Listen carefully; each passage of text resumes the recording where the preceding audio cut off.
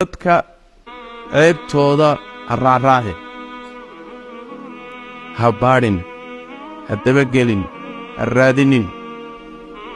haddaad ogaatana ha sheegsheegin.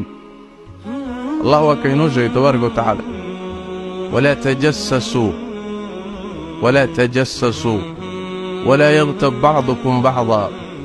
tajassuska waxaa la yidhaahdaa dadka ceebtooda inaad baadhbaadhood daba gasho ood raadiso oo tidhaahdo waan xaqiijinayaa, waan hubsanayaa.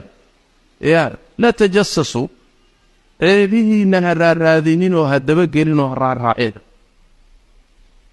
markaad ceebta dadka raarraacisoo daba gasho maxaa ka dhalanaya? inaad sheegto. waa xantii markaas. saas daradeed waxaa laga dambaysiiyey walaa yaghtab bacdukum bacdaa. qaarkiin qaarka kale yaysan xamanin, yaysan xumaantoodii ceebahooda sheegsheegin.